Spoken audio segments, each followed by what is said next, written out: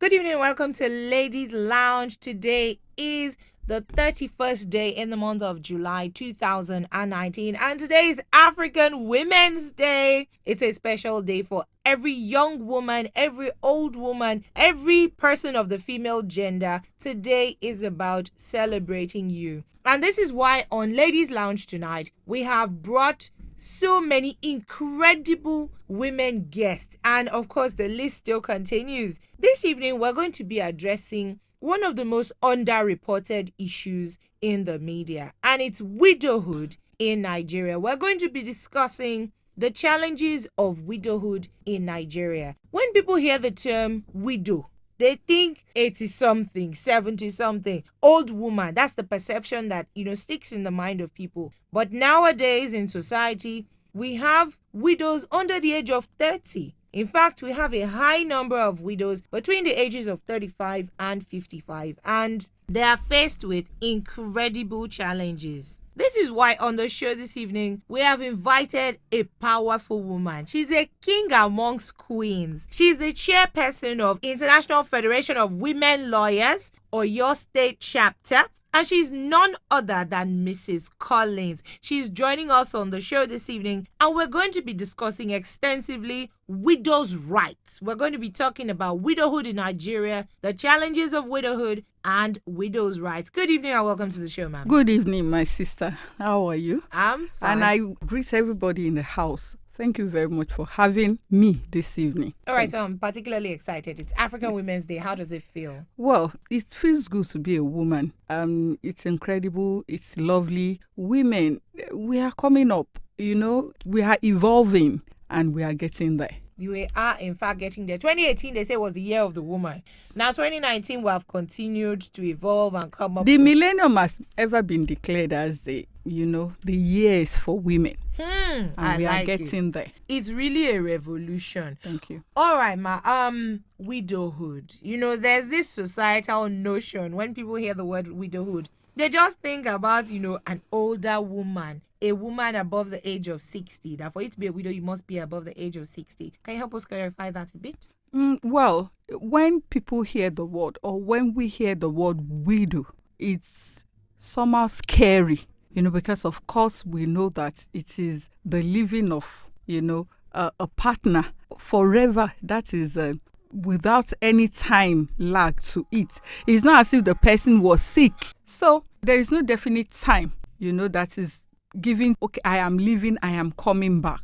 It's a traumatic experience for anybody, that is a widow. So when a partner leaves, you think about it. Wow, the reality comes upon, the partner who is bereaved of the other partner, that the responsibility that this person has been carrying out. So who will be doing it now? So that is the scary aspect of it. So it leaves such feeling that honestly, I can't explain it because of course I'm not a widow. But of course, those that had been there, knows best. And they can explain best. All right. A recent study carried out in Oyo State, amongst a group of widows, the findings showed that there are so many widows of middle age, widows aged between 35 and 55 years of age. And, they highlighted some major problems and challenges that they face, especially in the Nigerian context.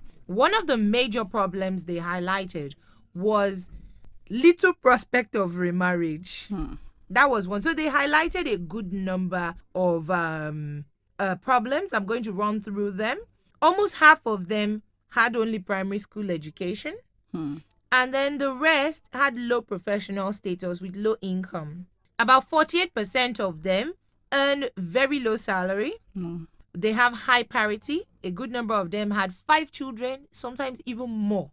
The major problems they identified, 69% of them highlighted financial hardship. About 55% highlighted absence of the husband's will, resulting in loss of properties to the husband's relations, and particular on loss of property to the husband's relations.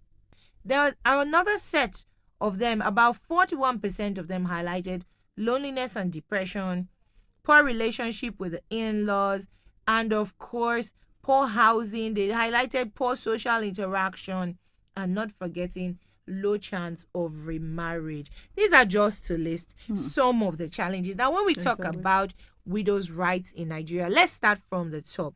Let's start from the one that a lot of people can relate with. Okay. Loss of property to the husband's in-laws. I mean, when a woman is bereaved, what you would expect is for the in-laws to come forward and support. And Suko. Yes, but you rarely see that in this part. Why?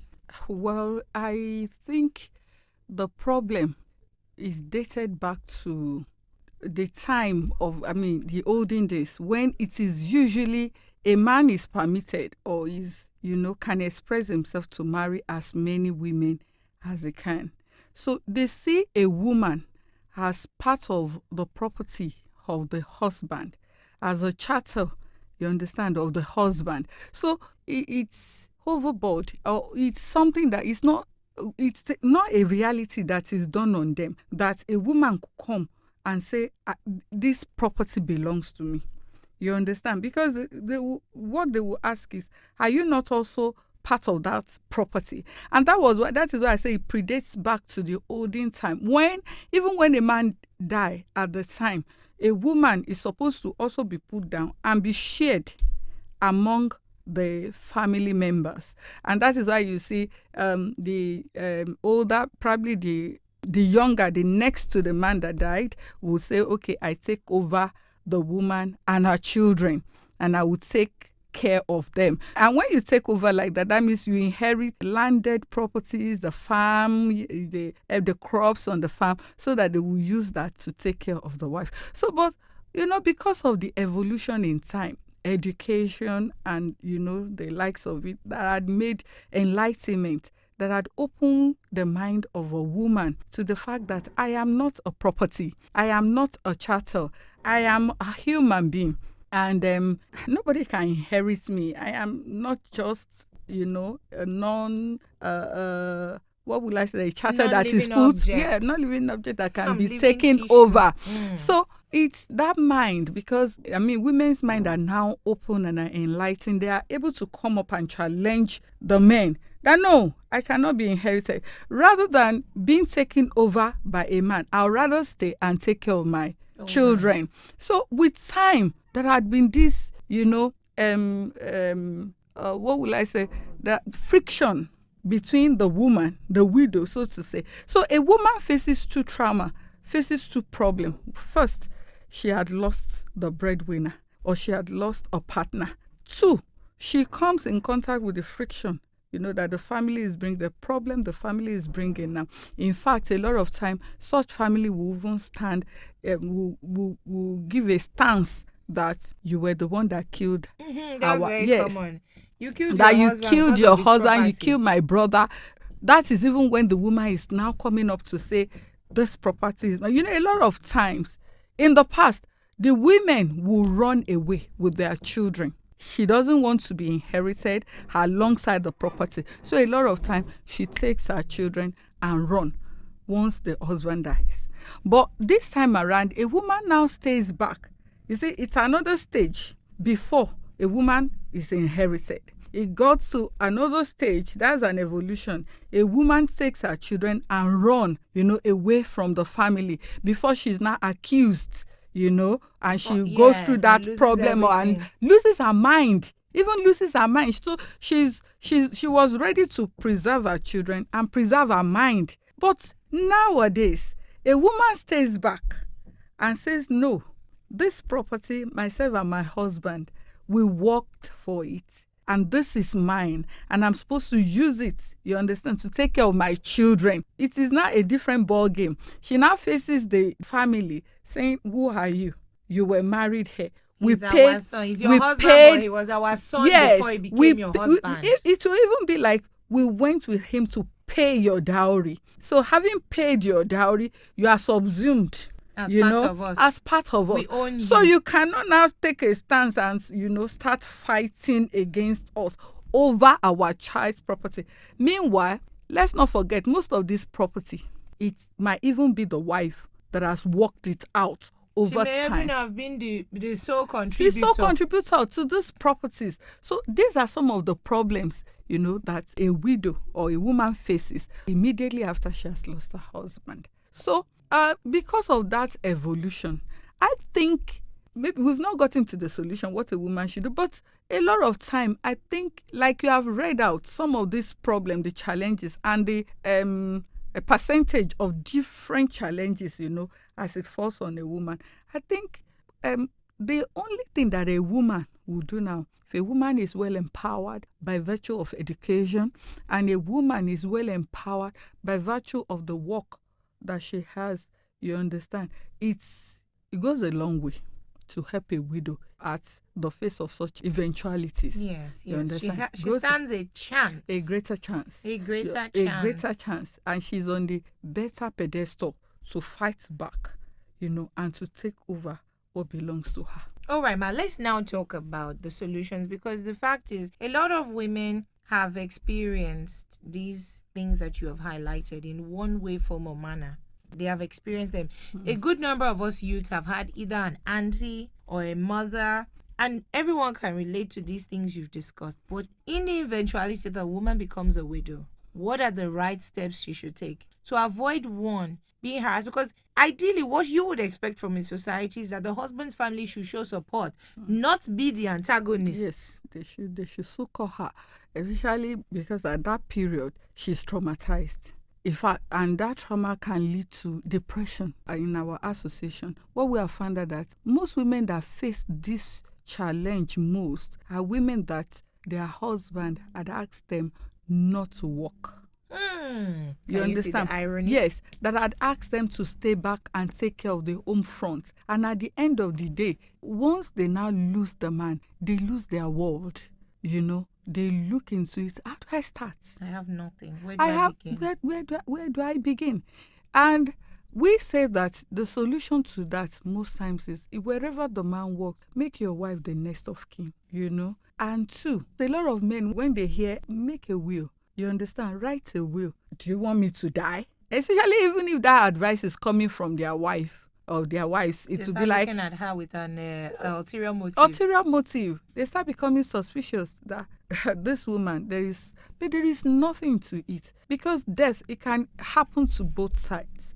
Maybe the woman, it may be the man. And what you're trying to do is to preserve the future of your children, of the people you are even leaving behind. You understand? So I say most times that a man should be able to be man enough to write his will at whatever age, so that you can secure, the future of your family. And that will even prevent the family from making incursion. In a way, you've clipped the wings. You have clipped the wings of the family. And once they see that, of course, many of them will relax. But when they know that the man, especially when the man probably is even, his wife is not his best friend, is his brother, and he has, told or related to the brother the hate to said of his life and everything he has. So at the end of the day, the family comes forward and said no. Then most times, these women, this widow, they face this problem before they were wedded.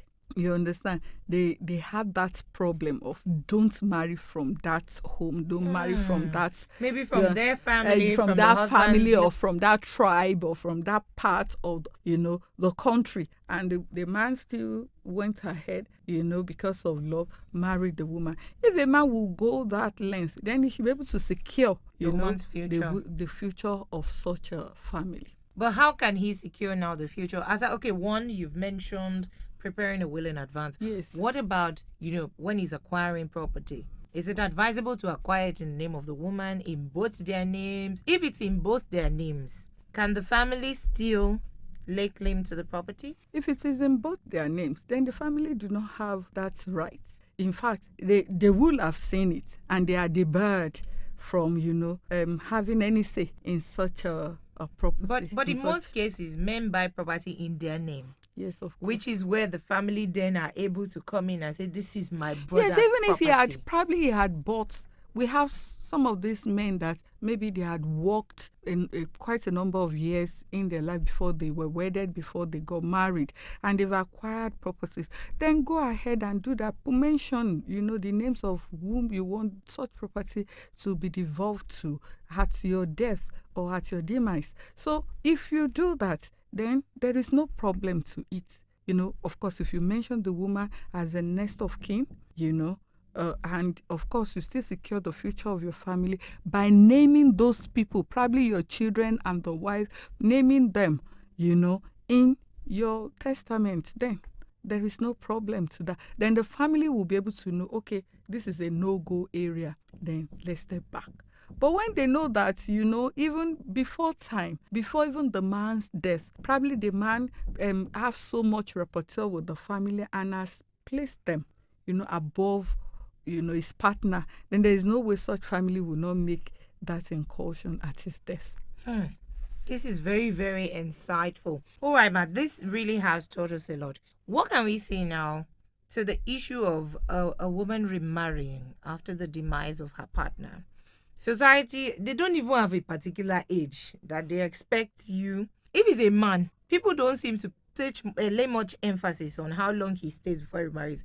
But when it's a woman who lost the husband, remarriage, let's talk about being a widow and trying to, get back to remarriage. I think it boils down to a kind of jealousy on the side of the family. I remember there is this particular, I don't want to mention him, but there is this very renowned man in Nigeria who died and whose wife was also a very beautiful lady. And he made a will that if my wife will want to take XZY of my property and stay, then she can have it and stay with the kids. You understand? Without remarrying. Wow. But if she has the mind to remarry, because he knew that he was leaving behind a very beautiful woman, if he has the mind of remarrying, then this XYZ property should not devolve to her.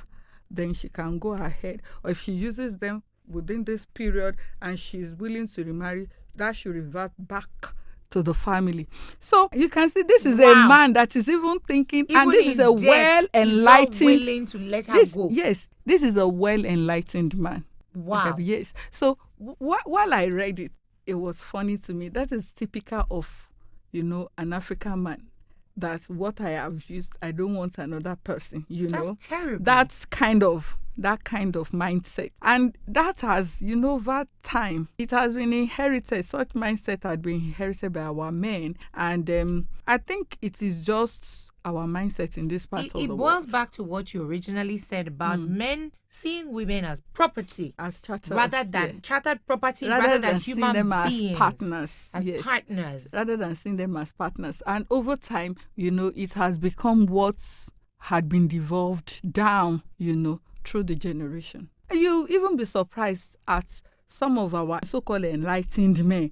They'll be like, if she wants to go ahead after I had gone, well, so be it, but she should not have any. But that's terrible. Why must you put this conditional clause? I mean, if you genuinely love a person, that is why. Why the conditional clauses? That is what if you genuinely see over time, then it now boils down to myself and you. Now, as we have male children, we have sons. When you bring them up with a mindset to know that this lady, she is your partner. She is not, because, see, most of these problems, who are those behind it? A woman is a woman's problem. Because you find out that even in a marriage, it is the mother-in-law that is always having that, a problem with her daughter-in-law. It is the daughter-in-law that gives it back to the mother-in-law. You see, all these problems, all these frictions still boils down to who gets the love of the male child, who gets the love of the son. So if a woman had taught her son that this person is your partner, this person that you're going to marry, she's coming from a family who had invested in her life also, and she's somebody's child, she has a life, you understand, to live. When we tell our children like that, then it will change the orientation Change the narrative about women. Yes, it will change the orientation as it has been somehow laid down, especially in this part of the world where women are seen as properties. That's just wonderful. Mom, you have been absolutely incredible. Thank you. And I know how busy you are, so we're not going to take too much more of your time. No problem. But, speaking on the issue of no one prays to be a widow early, it's really, really a challenge. For all the widows out there, what would your parting words of advice, as the chairperson of FIDA, what would your parting words of wisdom and advice and caution be, and even for the young women who are married? There are so many things we've really not touched on this widowhood issue. One thing I want to even say also is this issue of marriage. A lot of time when a woman is not properly married under the law, you understand, it makes it difficult sometimes for her to be able to fight for any kind of for rights. any kind of right when the husband, when she's bereaved of her husband. So I usually advise that when there is going to be a marriage, let a woman be properly wedded to her husband for her to, in times of trouble, in times of, this kind of happening, she'll be able to at least, because you see, in this period, especially with FIDA, we find out that a lot of women that come to us for assistance, when you now ask them, what type of marriage did you contract? To be okay, we just did introduction. We just did introduction. It was customary wedding.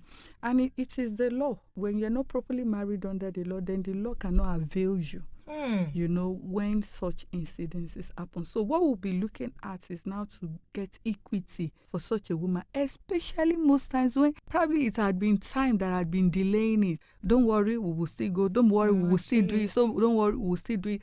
And the woman had given so much. She might not be the educated type. She's the business type that has done business, that had traveled, that had gotten, that had been wealthy, and had used that to favor the husband. And at the end of the day, the man, she's now bereaved of that man. And the family comes and say, no, it was our son that set you up. It was our son's property. It's our son's this. And they want to leave her, empty. So in that situation, I want to implore our ladies, if you want to marry properly. Ensure that, if you want to drag the man to the altar, take him to the altar, not drag. Take him to the altar and say that you are properly wedded because he loves you.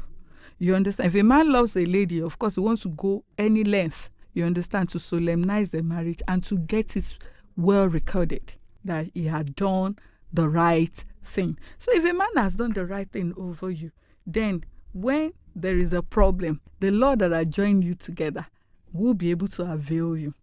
But when there is nothing like that, all we can do, as women lawyers, we still come up, especially when children are involved. You understand? We appeal to the conscience of the family, and then we try to at least get equity for them. You understand? By even if not all, something that a woman can still hold on to take care of her children. African women go through a lot. They do. What can you say about the mentality of us as Africans towards the wife? It's a very bad mentality. We've addressed it a lot, but we haven't actually addressed it. We've been addressing it from the perspective of the widow. What factors will we blame for the in-laws always coming after the wife? I've broached it. I've talked The about mentality. it. That mentality. The way a son is brought up. Our sons had always been given these special privileges of they are sons. In fact, yes, it's a patriarchal society. They are sons. That is why you find a son and a daughter in the house. A daughter is bedeviled. I want to use the word. I'm trying to choose my word carefully. But a child is, beset or bedeviled with a lot of homework, with a lot of house chores. And the son is, okay, some of the ones, or he can even go all day and come back at the time he wishes. So you find that had been there, a submissive kind of life of our women. Repression. And all that, a sort of repression. And they tell you, submit. And some women had submit to the extent that they submitted their lives, into the hands of their husband. So at their husband's demise, that life that is in his hand is taking over. He's taking over. Because when he dies, he's holding nothing, and the family takes it. And they said, yes, you are in our hands now. Probably such a woman had even been the type that has not been so accommodating in the house. They come around, they want to have a laissez-faire kind of life in their brother's house, and she had been, no, these are your limits, And when such man, passes on, it becomes a problem. We will show you. So it is the way we groom our sons. If we groom them in such a way to recognize that their partner, and we have to start doing it now. It has not been done before, but I feel that women had also evolved to know that these were the problems we had encountered in the past. If we don't want our future daughters-in-laws, you find some women even say, I pass streets, so why would she not want to pass streets? And that was why I said earlier that women are women's problems. You understand? Sister-in-law will be there. She'll even be the one. Even while some men will say, leave her, let her take it. Say, no, it's our brothers. It's women you find there. So if women had evolved from that chattel mentality, from that running away with the children, syndrome, and they've now come to this age that, of course, I'm empowered, I can stand. I want to face it. You understand? Then you say that the sky is the limit. And what do? We do that by helping our sons to be the right men for their future wives. Thank you, Ma. You have been absolutely incredible. Thank you. Just to buttress your point, I stumbled on a quote, and this one is for every African woman.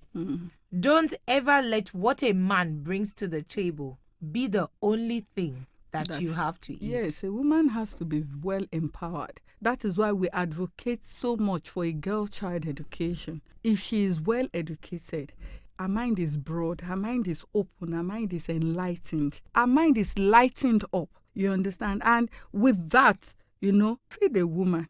You feed the whole, community. You feel the generation. You get it. You train a girl, you train a generation. If a woman is well empowered, such a woman knows her rights. And such a woman stands to take that right, whether forcefully or anyhow. Thank you so much, Ma.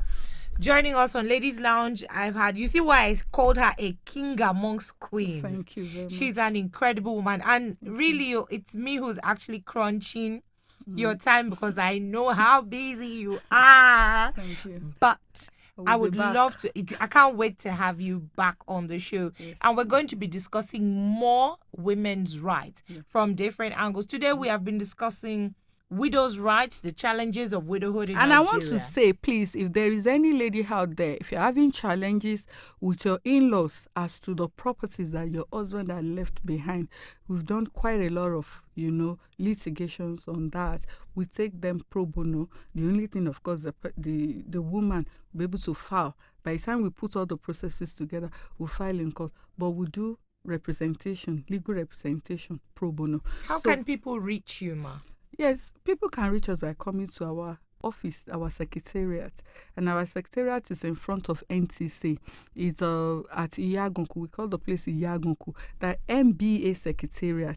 MBA houses FIDA secretariat now. So when they come in, they can reach me on my phone and reach our PRO. Once they reach us, of course, we take up their matters. Ma, I know it's late, but if you put out your phone number, you'll be doing a world of good. Okay. My number is 080-371-66168. Can you take it again? 080-371-66168. Deborah Oluyemisi Collins is my name. Thank you. Thank you so much for joining us. I have been joined on the show this evening by the chairperson of the International Federation of Women Lawyers, or your state chapter, none other than Mrs. Collins. Thank you so much, Ma. Thank you. Thank you, I listeners. celebrate you. I celebrate you too. As Today an is African woman. Women's Day. Yes, I celebrate you. So I celebrate every woman out there. Let's celebrate each other. Nobody can do that for us. We are the one that can, help one another. And a woman out there, if you are crying, I believe the Lord has seen your tears. Don't worry. Succor is on the way. Amen. Thank you so much for joining us. Ladies Lounge will continue shortly. Don't go away.